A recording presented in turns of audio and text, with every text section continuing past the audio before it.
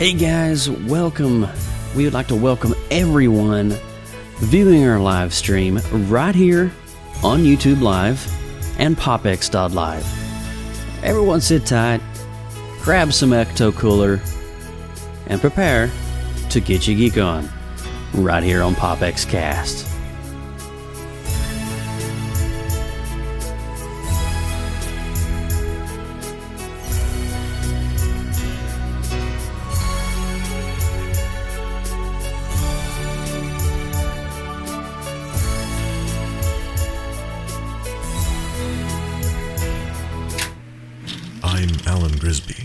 From the Strange and Unusual podcast, a proud member of the Gonna Geek Network, just like the show you're listening to now. The opinions expressed are those of each individual host. Check out all the other podcasts at GonnaGeekNetwork.com and get ready because geekiness begins in 3, 2, 1.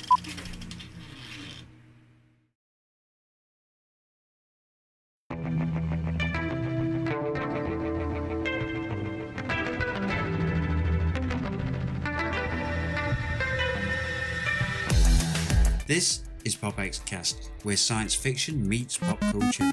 You are listening to PopXcast, where science fiction meets pop culture.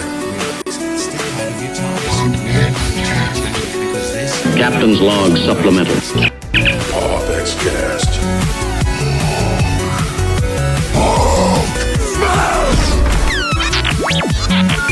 Hasta la vista, baby.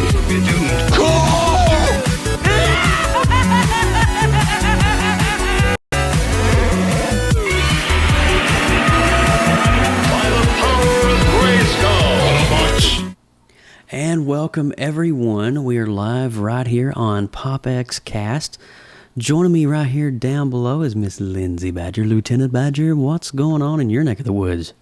Hey, we've had a full weekend full of fun family adventures, and I'm ready to get my geek on with you, Joe, as we do every week. We have lots of stuff lined up this week. Well, we want to send some shout-outs, too, over in the chat room. We got Luke hanging out with us. We got J.S. Gilbert, and we want to give our thoughts to Mr. Austin Burke, who is having some internet technical difficulty at his college campus.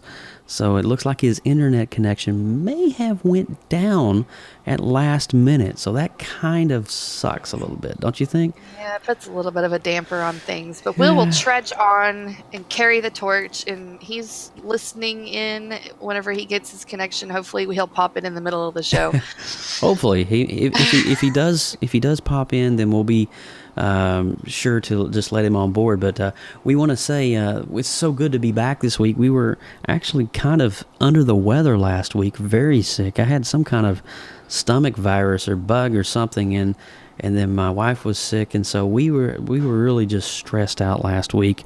But it's really awesome to be back this week and be a part of PopX. So I'm excited for this week's show. Me too. Yeah. So hey guys, welcome to PopX, where science fiction meets pop culture. I am your host, Joe Burke, Central Florida's seasoned comic book nerd and retro enthusiast. We'd like to welcome everyone joining us right here live on PopX.live and Geeks.live. That is our home network. Come hang out with us and join us in the conversation over on the YouTube Live channel, okay?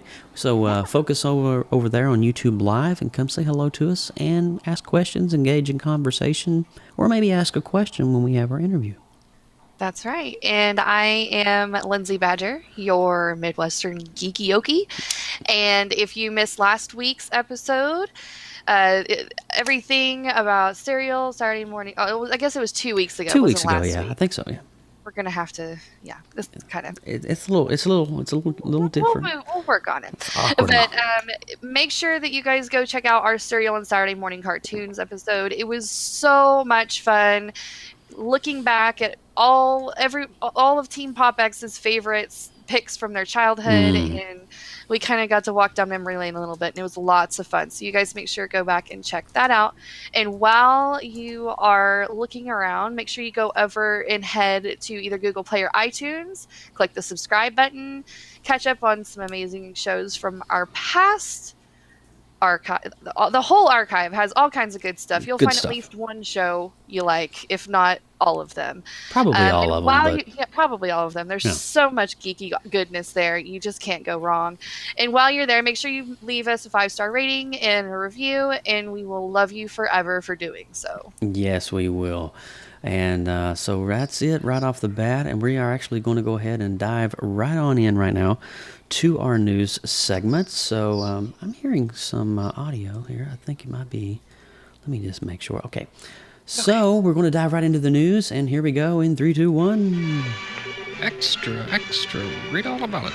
This is PopX News, coming to you live right here on PopXcast.com.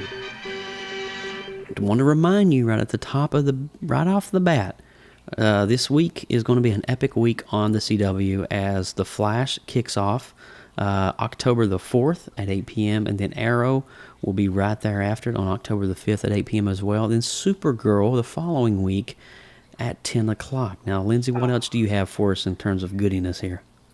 There's, oh my gosh, I love everything CW's been doing right now. They debuted the new DC Legends of Tomorrow poster for the new season. They did. It's going to be so exciting. You've got a gigantic, I don't know if we have the picture of that or not. There it is. The gigantic Atom looming over all of our favorite teammates, Jefferson, Jax, and Mark Stein, who come together to make Firestorm, the White Canary, Rip Hunter, and Heatwave. But we have some new faces this season. Yes, we do. Well, we have Vixen. Yes, Vixen, which is played by Massey Richardson Sellers, and also Citizen Steel, which is played by Nick Zano. And alas, there is no Captain Cold, which actually makes me kind of sad. I've really, really enjoyed his character. And you won't be seeing the rest of the Legion of Doom, at least not on this poster, but I think there's rumors of them showing up sometime during Season 2, however. So they will also lead into a crossover that's a 4-way crossover across Supergirl, The Flash, The Arrow, and DC's Legends of Tomorrow. Jeez whiz. It's going to be so epic. I am so ready. A 4-way multi-show crossover. Yes. That only CW can pull that kind of stuff off. You know what? We have a really cool guest over hanging out with us too in the chat room. We got Angel Hill from Regions up in the north. How are you doing, my dear? I'm so glad you stopped by, dear. Yeah, that's kind of cool, man. Sending her awesome. Positive, happy energy our way. I love it. Sending you some good juju right here, okay? But, all right, next up on the list, we got Lionsgate, has confirmed that Alpha 5 will be played by none other than Saturday Night Live's very own Bill Hader. Oh, what do you my gosh. Think about that upcoming one? I think this could be fun. Well, Bill Hader... It's a little different, but it'll be fun. You know, he has a really weird vocal range. And I don't remember if he used to do this old guy skit on SNL where let's go to the, I can't remember the name of the skit, but he would be like this old guy and he'd be like he's dead and then he automatically just wakes up and it was like, it was so funny. So I think they got a good choice. But in terms of the movie itself, and I'm going to let you kind of dive into this one here. I don't know about these posters were just kind of This was kind of news not this week but the week before. Mm-hmm. They released these new posters that kind of gave you a glimpse of what these Zorgs, the machines, the essentially animal-like transformer machines that they pieced together to make the Megazord. Okay, so each Power Ranger has their own piece, and there is some interesting. That's my favorite one. The blue one is definitely gotten the most. That is a Photoshop epic fail. Photoshop. Right. Yeah, that's some. Yeah. Why would you be like? Make your comments about this because it's like, I heard somebody say that looked like an Old Spice commercial because of just the way. Oh, now, man. I know you and I, Joe, we have graphic design backgrounds, so I know we're both cringing on the inside, but... Holy cow, that is... I think that even the layman that views this is like, what? I gotta be honest with you. Here? I gotta be honest with you, Lindsay. That looks really rough. That's rough. I mean, I don't know. That's cheesy. There's some cheese factor there. Where's the cheese whiz? I hope that this is not a sign of how the movie's going to turn out because I'm going to be so sad. Well, we have a crap load of news to get through here, so we're just going to power move through this. on. LetVision, a Turkish tech company, is bringing Transformers to a whole new level. Now, the real-life Transformer named Letrons transforms from BW3 series coupe to a full-finger moving Transformer bot. Now, look at this thing. Look at this thing moving. So cool. I don't know if you guys Now, have seen this or not, but you need to go Google it. He's showing it right now. Yeah, it's really awesome. Letrons can't be driven normally, but it can be controlled via a remote like a gigantic life-size Transformer toy. According to LetVision, the vehicle has tons of features, including kinetic fingers, wrist action, arm movements, dynamic eye, and even a fog machine. Also, Letrons talks, and they also, although we can't understand what he's saying, we can only assume it's something about destroying a cube. Now, LetVision doesn't want to stop with Letrons. However, they want to build an entire fleet of these amazing real-life Transformers. Now, that is some nerd nugget, juicy, geeky stuff right there. And they don't have them for sale yet, but could you imagine what the price tag would be on one of those bad boys? I know, right? Look at that thing. Priceless. And a fog machine. Like, let's go get our glow sticks and let's start a rave, like the Transformer rave. Here's you know what I think he's saying? Beep boo, beep boo. Beep boo, beep boo. Anyway. Well, let's move into some rumored news that the Marvel spies have discovered the outline of a plot synopsis for Avengers Infinity War. What? Yes, it starts with the premise of the Infinity Gauntlet comic book crossover series, as opposed to an actual Infinity War storyline. It will feature the Mad Titan Thanos trying to impress the personification of death, which they're actually portraying as a woman instead of an actual skeleton, theoretically. Thanos assembles all 6 Affinity Stones and utilizes the gauntlet to have godlike powers. His grand plan is that Death will also feel love for him if he brings her enough souls, so he decides to extinguish half the life in the universe to impress her. Dang. And the personification of Death will be in the movie, and previous fan rumors have noticed that Kate Blanchett's Hela would possibly substitute for the Death character in the comics. So far, we know that the Living Avengers will show up, as well the Guardians of the Galaxy team, and Nick Fury will also return to the Marvel Cinematic Universe. Infinity War goes into production in Atlanta this November, and Josh Brolin has reportedly already been doing performance capture work as Thanos. Avengers Infinity War is set to hit theaters May 4th of 2018. That's a whole bunch of awesome. Wow, that's like mind blown type news right there. So it's still really, a rumor though. It hasn't been confirmed, but it makes perfect sense to me. Well, I have read the comics from the original Infinity War, and Thanos was infatuated with Death, and even so much that he married Death, and they became a couple. So Thanos and Death was a couple, and I think, if I'm not mistaken, out of that, I don't want to say Adam Warlock, but there was there was some mutant stuff that was born out of that. It was a demonic character, if I'm not mistaken. I can't really remember the storyline, so maybe somebody can chime in and correct me if you're into the comics. But I think we have 2 years to brush up on our Infinity War / Thanos. Well, I have the graphic novel, so I just need to read it. So Blizzard has decided to do away with the name Battle.net for their online platform. Instead, it'll simply be referred to as Blizzard Tech. The Battle.net tech will still be the central nervous system, quote-unquote, for Blizzard games. It just won't have that name anymore. Why move away from the name after 20 years? Well, the company believes that having a different identity for their online platform was causing unnecessary confusion. Can I just say hi to Mr. J.P. Freeman over in the chat? J.P. Freeman, how are you doing, man? Welcome to the show, PopXcast. All right, moving right along. This is going to be kind of cool. This year, FXX, there's two X's, Mm-hmm. is airing all 600 episodes of The Simpsons in a row, and the marathon will take place over 13 days from 12 p.m. Eastern on November 24th, which is Thanksgiving, so you can get your Thanksgiving on, through Tuesday, December 6th. FXX is billing this binge as the longest running marathon in TV history. My God. That is a whole lot of Homer. 600 episodes of The Simpsons. 100. Holy cow, that's crazy. Yeah. That's okay. So that's something to look forward to.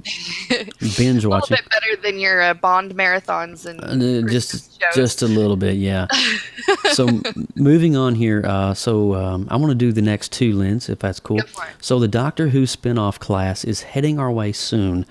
The TARDIS traveling Time Lord Peter Capaldi will appear in the premiere episode October 22nd on the BBC 3.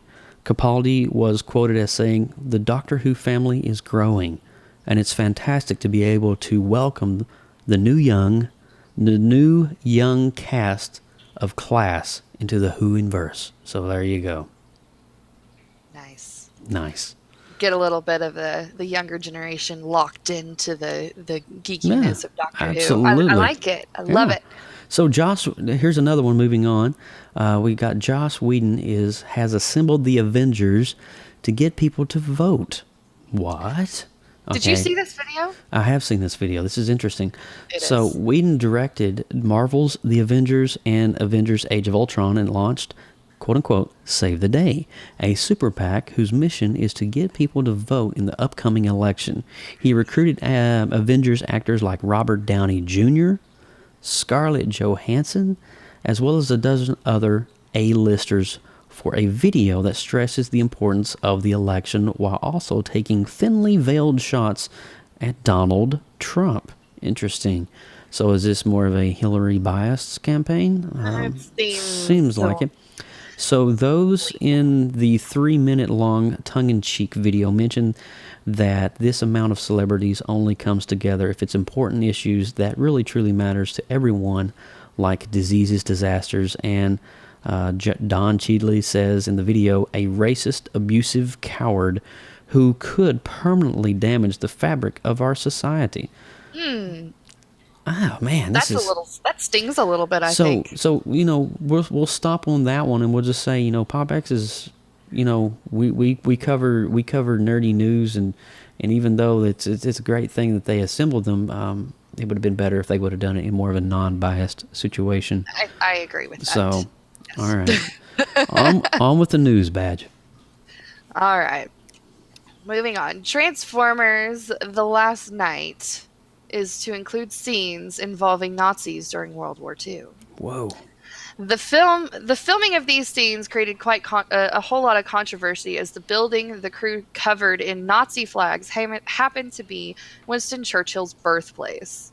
Wow. It drew a huge outrage from some, including UK veterans, but the director Michael Bay wanted to assure us that this isn't as big of a deal as it seems, and he wouldn't do anything to disrespect the veterans, and that revealed that Winston Churchill would actually be a major protagonist in the film. Okay. He explained that the people hasn't been fortunate enough to read the script, so they don't know that Churchill is actually a big hero in the movie, and Churchill would be smiling down upon Michael Bay in the way that he was portrayed. Interesting. In the movie. Okay. So we'll see the movie in 2017, and I guess we'll see how it all turns out. I got you. So it'd be interesting to see how that turns out with Michael Bay and just the whole Transformers saga. Yeah. That is interesting. Well, moving along with news, we do have our guest who is ready on board here as we get ready to wrap up our new segment. On September the 30th, this past week, was International Podcast Day, and it is dedicated to promoting podcasting worldwide through education and public engagement. For more information, you can go over to internationalpodcastday.com and check it out. So we are a part of that community. We are a part of that ongoing effort to make really nerdy things for nerdy people, and hopefully everybody in the world will just be happy and nerdy. So that's really interesting. And moving on with the news, the CW has also announced that there is a 4-part. Never mind. That was part of that. Anyway, backing up. Justice League. This is kind of a big one here. This is. I was reading this today. Justice League filming wraps in London. Wow. So the Justice League filming has officially wrapped, though it's not the end of the entire film shoot. The production is now moving to the West Fjords of Iceland. Wow. The West Fjords? Anyway, to film some of the scenes. The cast and crew celebrated the end of the filming in London last night, which was actually October the 1st, with a huge wrap party. Wow. Cool.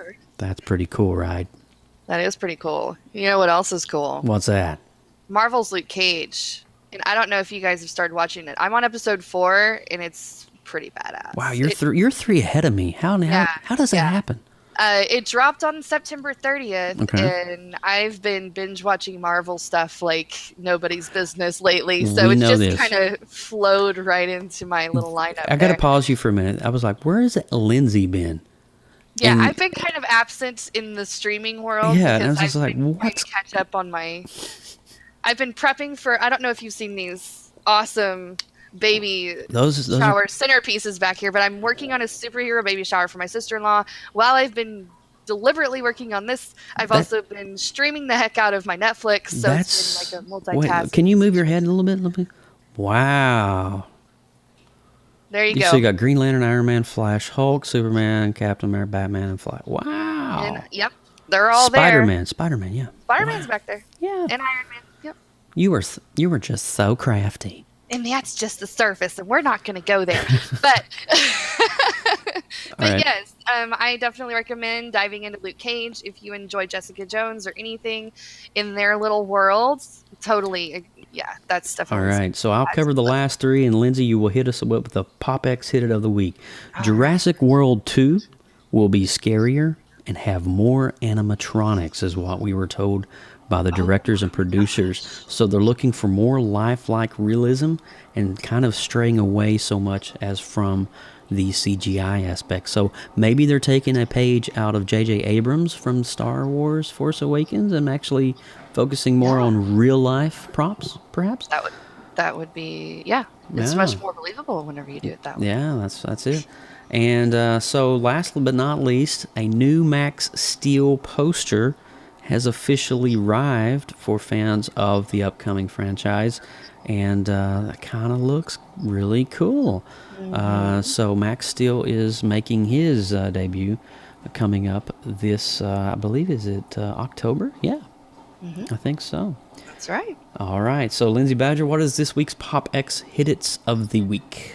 We have 2 hit-its of the week this week, and if you are ever watching Star Wars and we're curious about how much those ships and vehicles cost, we have the numbers. Okay. A snow speeder in The Empire Strikes Back costs a mere $22 million. Oh, that's chump change. Oh, that's nothing. That's nothing.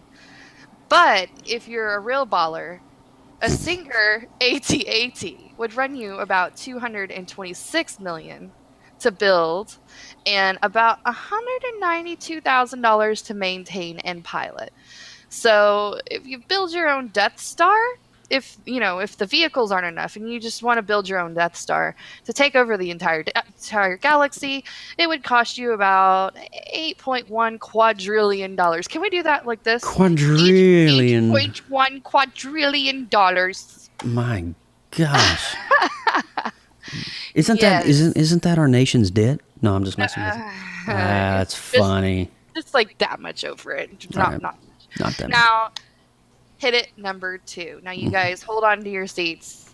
Our very own Team PopX member, Joe Burke, has released album number 4 this week on September 30th. It's now been officially launched on Amazon MP3, iTunes, Google Play, and even Spotify, among over 30 other music distributors. Check out his new album now, facebook.com/Joseph Burke Music. And his album captures the past 4 years of his life, by the way of song. From highs to lows, each song carries a certain tone and a mood that resonates with the composer. This new album combines newer recording and engineering methods with crisper sound and brighter soundscapes.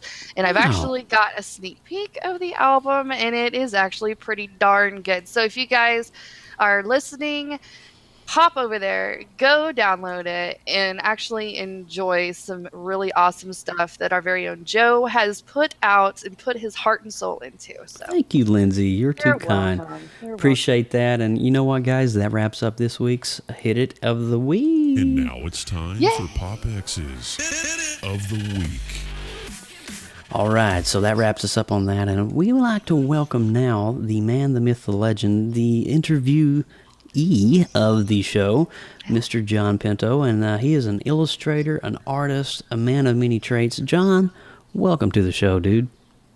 Oh, thank you. Can you hear me? Oh, you're coming in loud and crisp and clear, just like a nice bowl of Quaker Oats. So before we dive in, John and I have actually found this out recently. This has been one of those epiphany moments, like when you realize, oh, he's that guy. So our church recently did this amazing retro series, which was kind of combined some of the 80s classic movies, if you will, from pop culture, and the artwork that matched it was actually the artwork of Mr. Pinto here. And I was like, man, who is this artist guy? And so I was talking to Todd over at Heroes Landing, and he was like, oh, yeah, you need to meet my friend John. And John who? Jon Pinto. And I'm like, there's that name again. Who is this guy? And so, lo and behold, I found out he actually goes to our church, and he did all this stuff, and he does all this. I'm like, wow, this is, and you know, I do believe I've actually caught myself passing you, John, in the lobby after Sunday service, and I was just like, holy cow, now it just clicks. I've seen you many times there. So, welcome to the show, man. Are you ready to get some nerdy stuff going on? Yeah, absolutely. Thank you very much. All right. So before we dive in, let's talk a little bit about your background. Now, you grew up in Dumont, New Jersey, right? Yeah, Dumont. And you later attended a little bit of the Ringling College of Art. Is that correct? I got my degree Okay. from Ringling. I actually went a little bit to the School of Visual Arts in New York. I took a class at the Joe Kubert School of Cartoon Art in Dover. Wow. Okay. And finally getting my degree from Ringling here in Florida. Wow. And Ringling is that located? It's here in Orlando, isn't it? No, Sarasota, Florida. Okay. So early in life, did you always find yourself doodling and drawing, or kind of was it a trade that you were trained for? Well, both, to be honest. I drew from a very, very early age. Luckily, my mom saved a couple of those drawings, so I have some of them. Wow. But that's all I really wanted to do. I knew that from the moment I could hold a pencil, and luckily I've been able to make a living doing it for the past 21 years. Wow, that's awesome.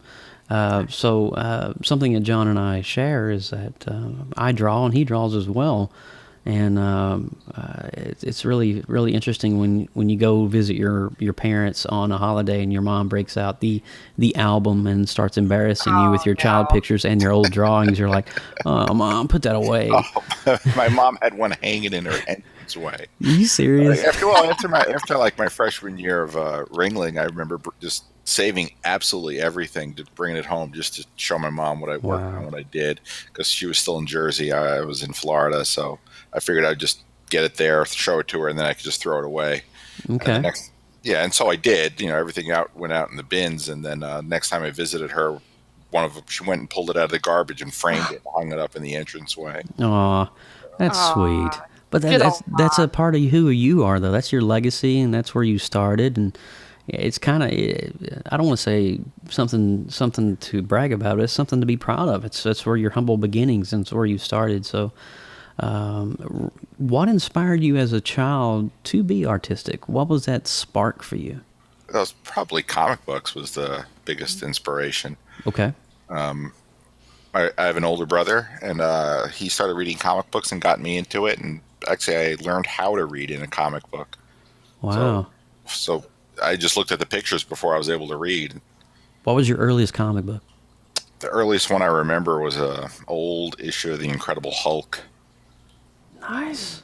And did you say that because it was me, or did you say no, that? I just remember the comic. I mean, if I saw I couldn't tell you the issue number, but if I saw the cover, I could tell you that was the one. Wow. There's my artistic memory. I remember pictures, not numbers. Right. But I remember being confused by certain comic books because the first issue of the X-Men I ever read, they were being like swatted by the Sentinels. It was very, very early in the new X-Men Yeah. run. And I thought the Sentinels were the X-Men.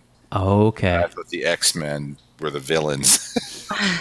Because you wanted the big bad robot to be the good guy. Well, they were pretty cool looking and they were knocking. Oh, that's pretty cool, man. All right, Lindsay. Who were some of your most beloved inspirations, and what was it about them that motivated you to create some of your masterpieces? I guess the earliest inspiration I would say was George Perez. Good pull. Yeah. He was the first artist that I recognized for being on more than one book. I'm like, oh, that's the same guy who drew that. Mm-hmm. This is Marvel days when he was doing the Fantastic Four and the Avengers for the Teen Titans. And obviously once Teen Titans came out, I mean, I was a big George Perez fan. I was just at a show with him yesterday. And you were at a show? Oh, yeah, that was the Lake County. Outdoor, yeah. Yeah. I'm still in awe of him. I can't talk to George. I've met him a couple occasions, and it's just total fanboy. I just stand back looking creepily in his direction. You're like, I want to be the awkward guy that just kind of stares at you the whole day. Yeah. Yeah. Well, he's got such a unique style that when you become familiar with his artwork, you can easily spot it. Easily when you go to the comic book shop and you start thumbing through the old directories of comics and the old boxes. Oh, that's a George Perez. Oh, that's that. Yeah. I think it was a lot more detailed and naturalistic in his drawing before like other people started doing it. I think before the trend really went that way. But I think I was. Correct me if I'm wrong, but I remember Todd McFarlane saying that George Perez was one of his inspirations because of the detail and the feathering and stuff, the way he used to draw. That's really interesting. Yeah. So can you talk a little bit about like your art school background, like your training and kind of how you refined? Well, initially I thought I wanted to be a comic book artist, following in the footsteps of all my idols that were drawing comic books. And ironically, through a weird coincidence, a woman came into my mom's office, helped install some type of computer network, if I'm remembering it correctly. It's the early days of getting computers in offices and stuff. And her husband was a DC comic book artist. And when they started talking, passed along information, and he invited me to look at my work, and went under his tutelage a little bit. And that's when I realized you don't get to just draw Spider-Man or something. You have to draw the mailboxes and buildings and alleyways, and I was probably quickly turned off by that point. Yeah. Like, I don't want to draw a lamppost. I just want to draw Spider-Man. You gotta have all the details. That's what makes it true. That's a thing that challenges me. And so I struggle with that a little bit. And art school is very, very expensive. When I first started the School of Visual Arts in New York, I was probably ill-equipped mentally, as well as financially, to continue very long. So I wound up getting a job at a bank, not doing any art whatsoever. And it wasn't until a few years later. I mean, I still drew and I still had a sketchbook and stuff, but I wasn't pursuing it for a few years. And then finally I said, if I don't make a move, I'm never going to do this. And I went back to school, and my first semester back to school at a community college, I saw an advertisement hanging up that Disney was recruiting for a college program internship. Mm-hmm. And I was just getting out of a long relationship, and there's all the baggage that goes along with that. Yeah, absolutely. I figured a nice change of scenery might be nice, so I applied for the internship, and I wound up getting it. And while I was down on the Disney college program, I found out about the Ringling School of Art in Sarasota, and I went to visit it on a day off, and I liked it. I applied, and I moved back to Florida and went to school. Awesome. Then my mind was opened up to much more than comic books, like pure illustration. The J.C. Leindeckers and Norman Rockwell and Maxfield Parrish. Norman Rockwell. Wow, that's some classic Southern artistry right there at its best. I love how he always captured that, just the moments in American, like this, the whole circus periods of the 20s, 30s, and 40s, and he just perfectly captured those moments in time, like a still He frame. really distilled them down to He did. pure Americana. I mean, Yeah. So, real briefly before we ask another question, hey guys, over in the chat room, if you guys have a question that you yourself want to ask our artist of the week here, Mr. Jon Pinto, feel free to type it up now, and we'll see if we can address it for you. But have you worked in the theme park industry? And I know you said you worked at Disney, but there's so many facets of Disney. When you can't even begin to unravel the many ribbons of Disney. But so, have you worked in the theme park industry like SeaWorld or Universal Studios? well, Disney, I worked actually in the theme park. I mean, Okay. I used to work merchandise when I first started. Nice.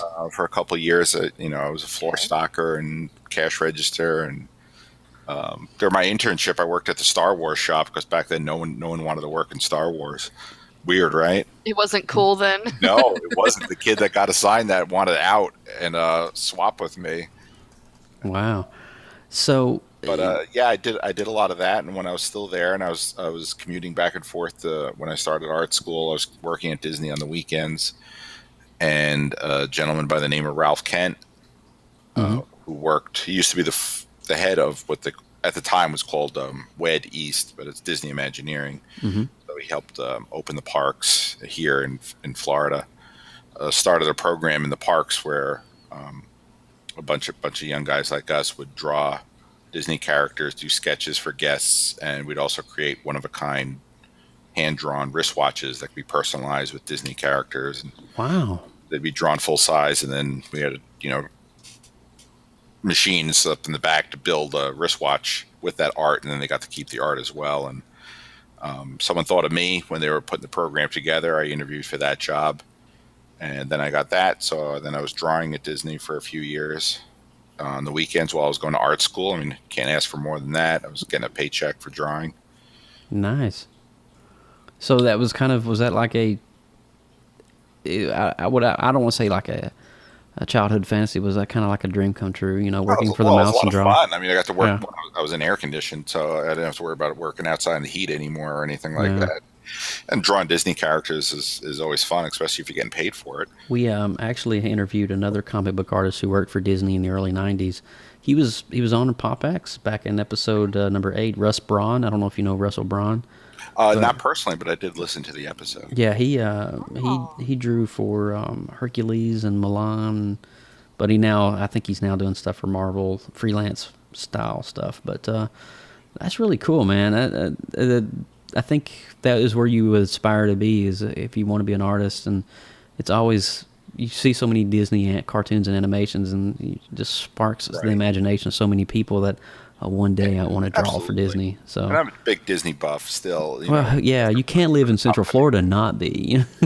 We're really divided here, though. Like you either love them or hate them. There doesn't be a lot of middle ground for it. But yeah. It seems like after I left the theme park, I got into merchandise design. So I do a lot of designing of T-shirts and souvenirs and stuff like that. That's really cool, though, because there's so many things that you can do with that. Yeah. Do you have any stuff on T-Fury? None of that, because this was directly for the theme park. So Disney. Oh, wow. Okay, cool. For it. So that's where my work for Universal or SeaWorld or M&M's and stuff all came in. Wait a minute, M&M's? M&M's, the candy. Really? I did quite a bit of work. Was it like lithographs or just? No, it's T-shirts and back scratchers and. Back scratchers. All kinds of stuff. Wow. Shot glasses or toothpick holders, as Disney calls them. Whatever they wanted. That's pretty rad, dude. So we were talking about you working in the theme park industry. So kind of shifting gears just a little bit. So what is it like traveling from city to city, attending cons and selling your work? I mean, I know traveling is not the most. I used to joke because my wife has job where sometimes she gets to go on business trips, and she works for the Disney company. She'll be celebrating 25 years very shortly. But Wow. when a Disney a working trip for her is like going to Disneyland or going on a Disney cruise. Mm. Oh, it's a rough life. Yeah, I don't get to go. So I always said I never had a job that I had to travel. I never had a job I got to travel. The first time I ever had to travel for work, they sent me to New Jersey, about 2 blocks from where my brother lives. And I was like, seriously? I get to go back to New Jersey? Back to the home, man. It all comes full circle. When I started doing conventions, it was my first real opportunity to travel around. And I don't mind it so much. I mean, I don't like being away from my families. I like when they get to come along with me best. But I am fortunate enough that I have a couple travel companions that are all our wives trust us together and split the bill. And I'm only usually away for a weekend. So it's only a couple days and I'm back home. That's good. By the time I start getting homesick, I'm already headed home. Yeah. But I really enjoy it. I mean, I've got to see a lot more of the country than I did before. On the rare occasion, I actually get to leave the convention center. But when it does present itself, it's always pretty cool. That's crazy. Now, one side note question for you. Now, when you're traveling, I know you got to take your prints with you. Is it hard to ship your prints to another country, or? I don't ship them. I usually bring them with me. Okay. Wow, that's I've gotten my travel situation pretty much down to a science. So literally, it's just you would never know I'm going to a trade show because you probably would because my suitcase is an R2D2 suitcase, and my backpack is like the Rebel Alliance backpack. I have one of those for my son. That's Well, so every time it comes off the conveyor belt at the airport, I just scream out, "That's the droid I'm looking for!" Yeah. Yes. Running, but my show fits in my suitcase, and my travel carry-on bag is all my prints. And wow. My wife is in charge of all my inventory, so I'm only bringing the absolute necessary inventory that I leave need the numbers to the missus. Good man. That's what she does for a living. I totally trust her with that. So she knows on average for X print sells this many. That's all I'm bringing. I don't need to bring this. That's it. Well, this kind of leads into my next question. Have you had any awkward moments or mishaps while you're at a con that kind of was just like, well, dang it? Like losing my luggage or something? Just Losing your anything. luggage Or just awkward fans coming up and just kind of doing like, awkward people saying things. I've never lost my luggage or had a mishap travel wise. Good. That's really really good. One of my companions did though. They lost his luggage. Oh my god. Worked out. That would luckily. be so horrible. Heartbreaking. The things people say to you at conventions, sometimes they're insulting you. They don't know they're insulting you. I don't think people willingly come up and say bad things to me. I would hate people would want to be that hateful that they would do that. But sometimes their questions or their statements, they think they're just talking and they don't realize they're insulting you. But it happens. Mm-hmm. I just brush it off. It's always fun to talk about them at dinner and like, hey, what'd you get today? Yeah.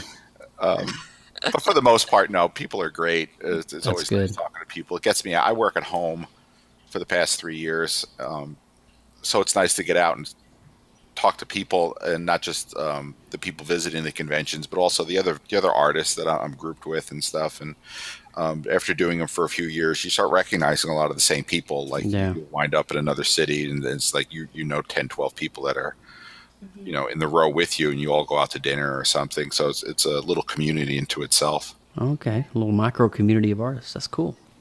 Well, we had one question over in the chat that is from Miss Angel Hill, and she would like to know where what you would tell artists today if they were wanting to start to learn to professionally draw. How to look? Well, start with the basics. I mean, you got to learn how to draw. I mean, you have to understand shape, line, form, color, and texture. Okay. And once you do that, then you learn the basics of composition and if you're in a business like mine, you also have to learn how to deal with clients, and that assignments are not always going to be what you want to do. It's going to be what you have to do, and whoever's writing the check is right. Mm-hmm. If you took that job, then it's your responsibility to please the client, not necessarily yourself, because they'll ask you to make changes that you don't always agree with. Mm-hmm. You might have a little bit of influence, but you can't overstep your bounds. And that's a big part of it, because sometimes they ask you to do things you really don't want to do, but Morally or my name ethically, you doesn't don't go want on to a do. lot. But Yeah. Yeah. but observe life. Don't just draw comic books or cartoons. I don't say stop drawing those, because you can learn a lot, especially about simplifying, distilling new shapes. But draw from life as well. I mean, you have to know both. Yeah. Kind of practice different styles to kind of find your own and that kind of thing. Well, yeah, I mean, but nature itself presents it with its own set of challenges. You have That's to true. learn how to interpret, light and shadow, and before you could start Awesome. stylizing nature, you have to understand what nature has first. That's some great takeaways for the up and coming aspiring artists as well. Mm-hmm. Yes, absolutely. So I got to ask you though, and so we're entering a new platform and a new kind of dimension for artists in way of digital like drawing and stuff. What are your tools of the trade? Do you prefer to draw digitally over traditional pen and paper? No, I still tend to prefer drawing pen and paper, but I prefer painting digitally now. Yeah. It's So just the way of the industry. I mean, I wasn't trained to use digital media. Luckily, when I graduated, there was a time when you were allowed to learn on the job. right. But and my thought process at least, has to be the same when you're going into it. Doesn't matter what media you're using. I mean, you get to take advantage of the media too. I mean, Right. watercolor will do things oil paint won't do, and vice versa. And digital media opens up so many avenues of incorporating like type and photography and collage that were much more time consuming earlier, that now it's a couple of clicks of the button. I think you could be bolder. I think that's the greatest thing that digital media has brought, is that you really had to think about, I'm not sure if I put this here it'll work. And if it doesn't, then you have to either scrape it off or wait till it dries to paint over it, or start completely over. And now Yeah. it's like, I just start a new layer and see if it works, see if it doesn't work. So I love the fact that you can experiment boldly now without having to worry about ruining your piece. Okay. So it's interesting you say that now. When you were originally trained at the Ringling, Yeah. did you do traditional art like on It was all canvas? traditional. I Okay. had one digital piece in my portfolio when I graduated. So you I did didn't see canvas. Photoshop. Yeah, it was all canvas or illustration board or so forth. I saw Photoshop for the first time about a month before I graduated art school. Wow. So you were. Oh Yeah, my God. that's actually a really good thing, because if you don't have your basics, which is one, like you said, drawing elements, design, shape, and shadow and dimension, combining that into a canvas. If you know what you're doing in those elements and those situations, in the digital medium, it just kind of flows naturally. Right. Yeah. And Well, it shouldn't matter what media you're using. The bottom line, the computer shouldn't be drawing for you. it comes out of you as the artist. Yeah. Right. And I think that's still people are still trying to get over that. I mean, Yeah. people ask me all. That's one of the awkward things people say. Did you Yeah. draw this by hand or is it digital? Yeah. Yes. Yes. Yes, that's your Drew answer. it digitally by hand. It doesn't matter. It's just something I created, Yeah. and Or you need people to think, ensure. it's digital. Then they're not impressed anymore, and they just walk away from you. Or, Yeah, that's yeah. I don't ever really say much about the medium in which the piece is created, but kind of a weird one for you. Do you have any pet peeves? Things that just make you go ear. yeah, wet socks. That's probably my number one pet So peeve. if you're walking in a theme park on a stormy day, you probably won't see John Pinto around. Like when you're getting dressed in the morning and you put on a fresh pair of socks and you don't have your shoes on yet, and you step in the little puddle of dog, like that by his bowl. Not that kind of puddle for the That's dog, but you walk past his dog bowl and there might be spot on the floor or something. Okay. okay. All right. Or someone was in Awesome. the shower after you and there's some water on the floor and you Gotcha. step in it. Okay. Yeah, wet socks. That's my biggest pet peeve. Yeah. Wow. All right. Well, that's interesting. The more we know about John Pinto, ladies. Yes. Yeah, you asked me. I was just I know. obliging with the No, answer. man. I don't know if you're looking for a pet peeve as far as I'm art-wise, but you didn't specify. So I my know. biggest pet peeve is wet I socks. like it. I left it open ended for a reason, John. So Well, my curiosity is, what is your guilty pleasure? Boy, that's a tough one to answer. I think lately it's been being able to listen to like all the bands from when I was growing up that I used to be embarrassed to say I liked, and now I'm like okay, saying yeah, I do like that. Wow. Yeah. What are a couple You're of gonna those ask, bands? yeah, aren't you? Okay, biggest Yes. one I never wanted to admit I liked them when I was in high school was like Culture Club. Culture Club? I love Okay. Culture Club. Yeah, me too. In fact, my Yeah. wife and I went to go see them when they were here last year or the year before and stuff. But Wow. in high school, there's no way I would have told anybody that I listened to Culture Club. There's nothing wrong with Culture Club. No, see, Nothing I'm wrong at all. okay with it now. That was just those awkward teenage years when you always have to look cool or what Yeah. was It's kind of like acceptable or not at the time. it's kind of like me, but a little bit kind of skewed. Everybody was listening to Snoop Dogg and Dr. Dre in my Yeah. high school days. I was listening to Vangelis Chariots of Fire. I don't know how that There you works. That's just how it is. So yeah, See, that was more of a current song when I was in high school. yeah. Oh, okay. There's that age thing. All right, now this one's it's still a fun question, but it's a little tougher. Okay. What are your top 3 films of all time that are your favorite? Top 3 films of all time. Field of And Dreams. why? Field of Dreams. And why? I lost my dad when I was a young boy. And I think the whole connection of the plot line of the movie, it's not really about baseball. It turns out that he's trying to connect or make amends with his dad. And Wow. Yeah. baseball was what brought them and divided them.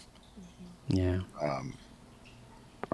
So Field of Dreams, not that I left my dad on bad terms, but Mm-hmm. I guess it's the longing to, something as simple Have as that connection. yeah, playing catch with dad. I mean, that would be Cool. I Good get choice. you. Good choice. I like so. that. Field of Dreams, Raiders of the Lost Ark, and I saw your Indiana Jones sketch. I'm a big indie fan. And, Oh man. Superman the movie, the '78 Christopher. Christopher Reeve. Oh, Yes, Christopher Reeve. I Yes. love me some Christopher Reeve. What a Superman he was. In Now, real like I life. said, I'm from North Jersey. Okay. And, I originally saw that movie when my mom took me when it came out in '78. Mm-hmm. The theater in Hackensack, New Jersey. And if you know anything about the plot of the movie, one missile was headed to the San Andreas Fault in California. The other one was sent to Hackensack, New Jersey. Oh my! So it was filmed in. It wasn't filmed there, but he does save Hackensack in the movie. Okay. So- Now I got to ask you. Side question. What was it like seeing Christopher Reeve's Superman in the cinema in 1978? Oh, it was mind blowing. I mean, the poster, which is hanging right above my computer right now. Actually, Wow. the original one sheet is "You'll Believe a Man Can Fly," and that was the first time. Yeah, they pulled it off because it wasn't like the George Reeves laying on a board or on a wire, jumping out of off a trampoline. Yeah. Which was great. I mean, I grew up with those reruns when I was a little kid, but then this comes along and they pulled off exactly what they said they were going to do and presented a Superman for a modern world. And as corny as everything may be for truth, justice, the American way, and he absolutely pulled it off. It was a beautiful film and probably honestly one of my favorites. I'm so inspired by Christopher Reeve, and I think honestly his legacy will live on for eternity because he left such an impact and a legacy. Yeah, absolutely. So following up with your favorite movies, what are your favorite musical artists, and have you seen any good concerts lately? Now we know Culture Club, you dropped that one earlier. So I did see Culture Club. Well, I just saw Switchfoot recently at Switchfoot, nice. they were not here for Night of Joy. Yeah. All-time favorite, Crowded House, Okay. or any of the music by Neil Finn. Okay. Neil Finn, Crowded House. Okay, and then of course, obviously, we have Switchfoot. Switchfoot and Culture Club. Yeah.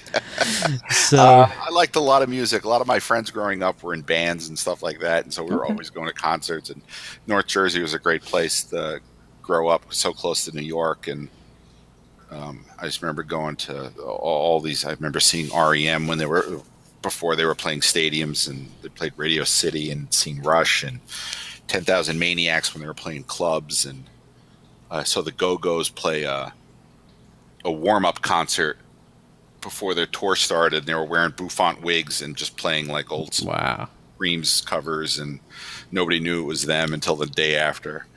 Oh, that's cool. That's neat. So like the Smithereens and Los Lobos play the New York Pier, and so you've seen some pretty good concerts in your time. Yeah, well, I think so. I mean, as far as my musical taste, I did. Yeah, well, I mean, it's very similar tastes that we have. I mean, I know that we have probably about 10 or 12 years difference, but I was a child of the '80s, born in '79, and I was raised. My dad was like, "Oh no, we're listening to Bob Seger and CCR and John Fogerty." Yeah. So I'm that was the first 45 I ever had was Proud Mary. Oh man, Proud Mary. Keep on turning. That's it, Proud Mary. I'm 10 years older than you. I was born in '69. So. Okay, all right. So I got 2 more questions for you, John, and then we'll wrap it up with you. But you and I had a discussion recently about the signature that you have, and it's got a special meaning that I don't know if you want to divulge it, and you don't have to if you don't want to, but it kind of really touched me that you leave this little mark on every piece that you create. Do you want to share that? Or is that something you'd rather not? I don't. Joe, I'm sorry. You have to forgive me. I don't know how specific I got with you about it. It was a scripture. Oh, the scripture part. Yeah. Okay, because there is something else hidden on my. It's not really hidden, but it's there. But most people don't realize. Well, no. If it's hidden, you don't want nobody to know it. Then don't. Well, it's not really say hidden. The message behind it, because I see it's up on the screen now. Yeah. And if you look above the O, there's a butterfly. That's on everything, and that does have the little whoosh. I see it. Yeah. Has a meaning behind it. I don't really talk about that one. Okay. Well, that's interesting. But the scripture is it goes usually right below my imprint of my name on every piece I do, and it's usually the verse of the day. So I'll open up my app on the phone and find out what that verse is when I finish it. Wow. And that's what goes down. And sometimes you could find meaning in the piece that goes along with, and sometimes it means absolutely nothing going along with the piece. But to me, it's putting the finishing touch on my piece, and that's awesome. And then I would left that kind of open because I know that we had a small little conversation about it, and I thought that was just really intriguing that there's so much more into your signature and into your logo and to your work, and it's there if you find it, if your eyes are open to receive it. Does that make sense? Yeah, that's exactly how it is. Luckily, I haven't come across a lot of negative reaction to it at all, which is a great thing. And the people who do notice it have all been very, very positive about it, and then just want to talk to me about it. And that's cool, man. I didn't mean to put you on the spot there, because I know when sometimes you're drawing and you're doing these things and you're going to these events. It's fine. I'm sorry I stumbled because I thought you were talking about the butterfly and No, you didn't. We didn't talk about the butterfly. You was talking about the scripture. Now people are going to be going. Now there's more there. Now we're like, what about the butterfly? Lindsay, everybody's going to have to buy a piece to see all of these secret, cryptic, you know. So, Lindsay, do you want to do the honors and ask the last one question there? Not the other one, but the one about the legacy. If you leave one thing as your legacy, what would it be? Artistically, or just everything in life? Just when you think about life as a whole and what gifts we've been given, and people reflect on that on you, what was that? What would be one thing you would want to be most noted for? A good parent and husband. Yeah, that's good. Yeah, that's good stuff right there. That's it. Keeping it real. I mean, I'm nothing without my wife and my son, and they're the world to me, and I can't imagine life without them at this point. Yeah. That's awesome. I'm hoping I was a good son for my parents. I know I wasn't at all times, but I think overall, I like to think that I did please them. And if it's artistically, every artist wants to be immortal, and it's out of my hands as far as if that ever happens or not. But I just do the best work I can. I just hope people appreciate it. I love doing it, and that's all I can do. I mean, I've let everything else go. Yeah. When you're younger and full of fire and trying to light the world on fire with your artwork and so forth. But now it's more of this is what I do. I hope you like it. That's awesome. That is such a great mentality to be at. And John, with that, I want to thank you so much for coming on to PopX tonight and spending about 30 minutes with us and just hanging out and just diving in. And hopefully, the viewers and the listeners get to learn a little bit something about their favorite artists and a little bit something they may not have known, and maybe a little nugget of wisdom along down the way about getting into the industry of being an artist yourself. No, thank you. Thank you for having me on. And I appreciate you, man. And is there anything, you want to drop a link or drop an email, how people can contact you? I'm on a lot of the social medias. Most of them are Art of Pinto. So I have a Facebook page and Instagram, Twitter. Okay. I don't even know. So your website is johnpinto.com.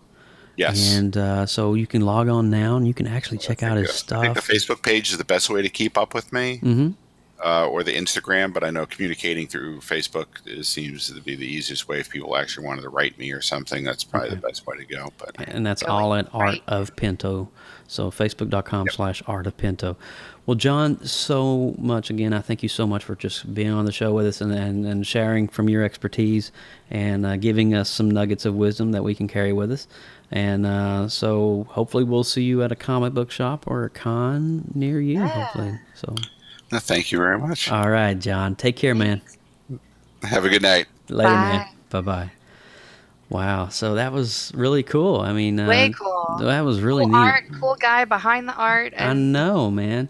And it's really interesting when you kind of unpack all the many facets there is of being artists and creating and just where you have to be mentally and just I think one thing if there's a takeaway, you gotta from this whole interview, if there's one takeaway, you gotta know the fundamentals. You gotta know the basics before you can create something.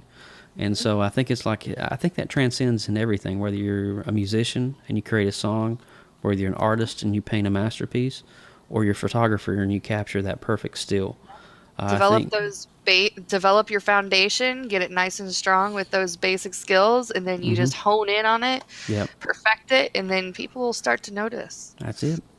Well, as we wrap up, Lindsay Badger, PopX does have a hotline, and if you're seeing something awesome and exciting on the shelves or in the theater or around geek culture in general, let us know with our PopX hotline. Just dial 850-417-7679. Again, that is 850-417-PopX. All right? So, yes. Don't forget that we're also a part of an amazing network called Gonna Geek Network.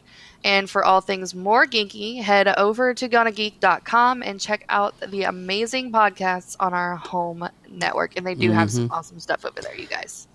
Indeed. Make sure that you also follow us on social media. We're pretty much everywhere. Facebook, Instagram, Tumblr, Patreon, Twitter. Twister?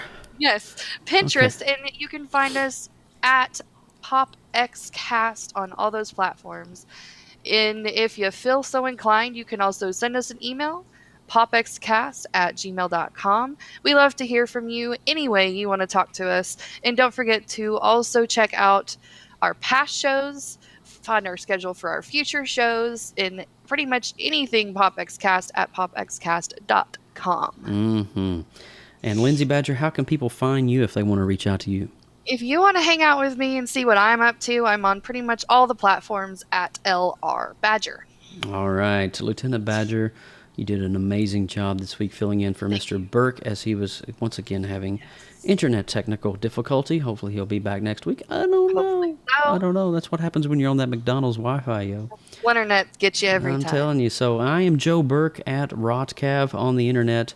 And, of course, hats off to my amazing team, PopX, to Miss Lindsay Badger right here, and to Mr. Mike Ippolito, all the way up in Atlanta, Georgia, for doing this, for doing the slides and the graphic love.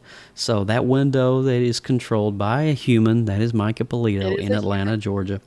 And so that was awesome sauce. Yes, it was. And so it's a little bit of information for you before we wrap up. Next week's show, we are actually going to be out of town. I'm going to be in Las Vegas, Nevada for the next 2 weekends. No, so we're not going to have a PopX show. But when we return, we're going to have a really cool interview with Miss Audrey Brown. Audrey is a comic book creator, and she's an author, and she has wrote this amazing visual, stunning. When you read it, the words just jump out of you, and you just start seeing these images in your head. It's called Leaves, as in leaves that fall in the autumn. And so it's going to be a really and that cool show is October 23rd. Yes, and that's when we will return here on PopXcast, is October the 23rd. So my wife and I will be out of town next weekend celebrating our 6 years together as husband and wife in Sin City, Las Vegas. And I've heard some of your itinerary. It's going to be a pretty awesome trip. So I hope you guys enjoy it and have tons of fun. We are going to miss you here at PopXcast, but we look forward to your return with another awesome interview with another awesome artist. Yes, and that's what we do. We bring the artists to you guys. And so hats off again to everybody over in the YouTube live chat room. We got Herbie, we've got Ricky Prime, J.S. Gilbert, Luke, Angel Hill. So many great names came through tonight. Thank you so much for tuning in and just being a part of this amazing show called PopXcast. So until next time, we'll see you on October the 23rd, episode number 35 with Audrey Brown. Take care and God bless. Bye-bye.